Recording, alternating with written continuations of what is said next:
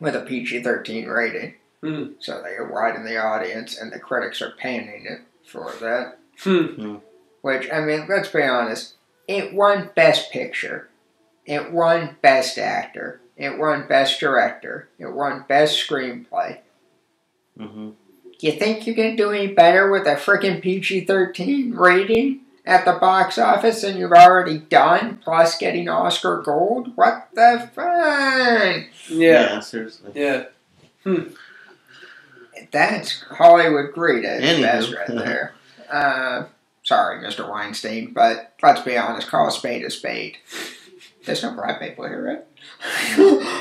No. Or Jewish in reference to, you know, a lot of people in Hollywood. Wow, Casey. Right. Or I guess we know which one's going to be getting to Hollywood first. Yeah, there you go. Springtime for him. No. Anywho, keeping with the Oscars. So, as The you supporting mentioned, roles. Best Picture. I guess do the Best Picture first. Yeah, Best Picture. That's right. That was King's Speech. King's Speech, sure. Uh, Yeah, well, let me ask you this, just a general question. What do you think, I know that it started last year with having 10 nominees for Best Picture. And there's still 10 this year. Yeah, what do you think about that? It seems like a... Well, it originally was like 20 Best Picture nominees back in the day when it started, and then it got down to, or no, it started off at like 5, went up to 10, then 15, then down, then went up to 20 to 25 at a couple of points, and then it went down again to 5 for many years, and now it's back up to 10. Let's see, this one was... I could certainly see there be a problem with a number like 20, because let's be honest... would you really want to get through? Would you really want to go through that year? I'm not sure. Would you really want to go through a number, you know? Well, get past 5 out. I mean, but doesn't it seem like some of the films that were nominated had zero chance to win? I guess it is recognition for their good work. I mean, Toy Story 3 was not going to win Best Picture overall. No, but it did get animated feature, which it deserved. Yes. But, yeah, to me it seems as if by... What you can do also is if you're nominated for an Academy Award for Best Picture, you can certainly attach that to your product. Right. And say, I was nominated, and, you know, the wider the field, the more films can claim that later on. Right, well, the problem that I found is, and this is nothing against anybody's movies this year, but it was a stretch, some of the stuff, I think, to put it in any of the categories. Now, I love King's Speech, I love Black Swan, I loved Alice in Wonderland in 3D, I loved Harry Potter and the Deathly Hallows Part 1, I loved Toy Story 3, but you cannot get me for any amount of money to say that I was happy that they revoked Burlesque the Oscar nods for that, much less the fact that they had given Randy Newman the Song Award.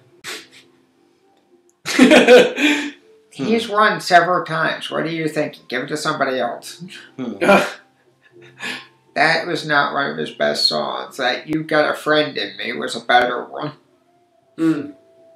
Sure. Of course, that was back in 2002, but... So what happened with Burlesque that you brought up?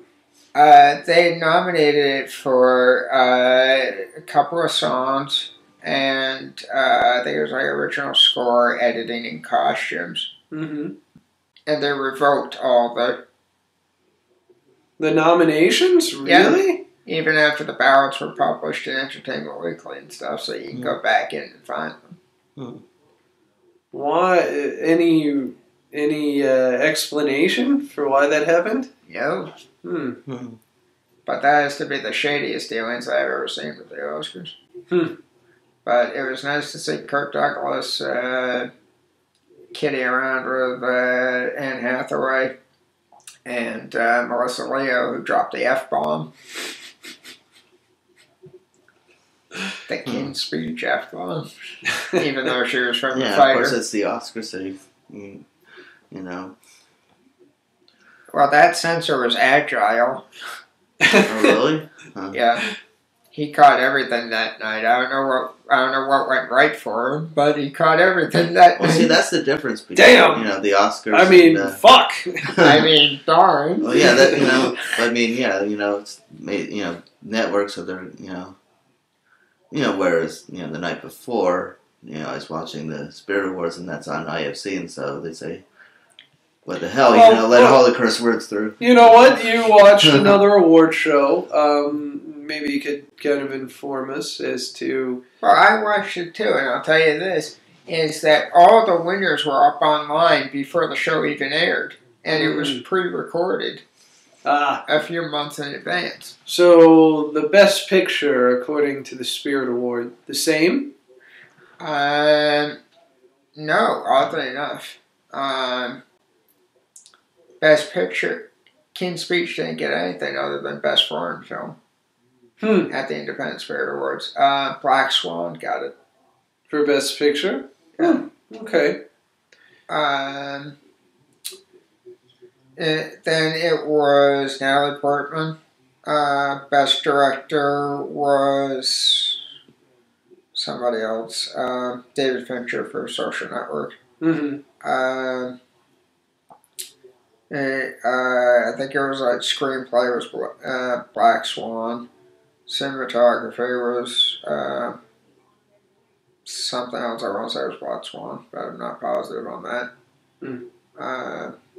It would help if I had the list, but... Sure. Well, Casey, you watched the award show. Yeah, maybe you can pitch in.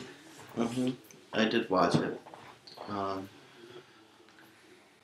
Yeah, I'm trying to remember, Yeah, it has been a while. Yeah.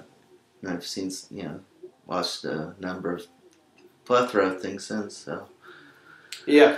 No. Any movies that you've viewed recently, Casey? That you liked? Movies that I viewed recently that I liked, I'll mention them again. Well, I'll mention them for the audience. I mentioned them to you guys earlier. Right. But I'll mention them to the audience. One of them, the first one I'm going to mention is one called Acceptance, with Mae Whitman, now grown up. Okay. Well, she originally, was first seen as a little girl with George Clooney and I think Michelle Pfeiffer was in that. And I don't remember who played the boy, but that was that One Fine Day. Oh, yeah, that awful. But now she's grown up. Okay. She's a good actor. That awful flick. Nice. Anyhow, and the other one that I saw recently that I highly recommend, directed by Kevin Smith, is Zack and Miri Make a Porno. Very nice. That was one of the ones that, oddly enough, the critics bashed, but everybody that is a fan liked it. Which I can't say as I disagree with. And speaking of Kevin Smith... Yes? Last week, every Sunday I listen to the Puzzle Master section of... Well, I listen to Weekend Edition Sunday up until that puzzle part, and then I go up to church. And the thing to work on for this week was a director.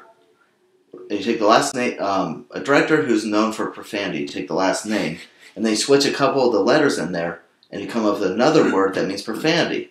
So immediately I thought, well, it's got to be Kevin Smith or John Waters, but I can't think of switching either letters in any of those that come up with another word for profanity.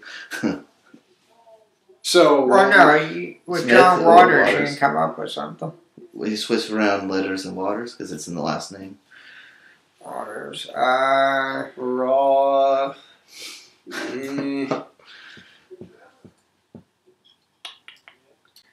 Yeah, that's tough. You're talking about an anagram. Okay, no, you just switch. You don't. Not a full anagram. You just flip flop to the letters. So you can flip flop the T and the A, or the R and the E, or the T and the A. Well, there you go. The W and the A. Anyway, we're talking about T and A. Anywho. So what was the answer, though? Well, no, that would be tomorrow on the show. Okay. But today, of course, is Saturday, so I listen to my usual Saturday morning routine. Watch a film on Netflix.com. Which was? I watched a film called Jump In. Okay. Then and then I listened to some music on Playlist.com, and then I listened to Click and Clack, Car Talk, followed by Wait, Don't Tell Me. Okay, now this Click and Clack and whatnot, that's on what radio station? That's on public radio. Mm-hmm. They're both broadcast so it's NPR. as a feed of NPR. Okay. And I should say that there are some shows like What Do You Know of Michael Feldman that are broadcast via a feed through PRI, which is Public Radio International, so they can be heard internationally. All right. Right, and some of this stuff also originates from Vermont, is my understanding, right? Well, there's Vermont public radio, and they get the feed. They get the feed. Radio, right? Yeah. They get the feed. Car Talk. They do that from Cambridge, Mass. Peter Sagal Peter Sagal with Wait, Don't Tell Me. This week it was on the road in Florida. Sometimes it's on the road. When it's not on the road, it's done from Chicago, his hometown. Yeah, I have to say, it sounds like you listen to the radio now. If you were listening to this broadcast tonight, would that turn you off to the radio forever? Well, that's the only radio listening I do. I don't tend to listen to the radio much. Usually I listen to Playlist.com. I'll listen to a music thing through my satellite service. Now, there was one morning where I had a couple of shows recording at the same time on two different channels, so I couldn't flip over to a music channel.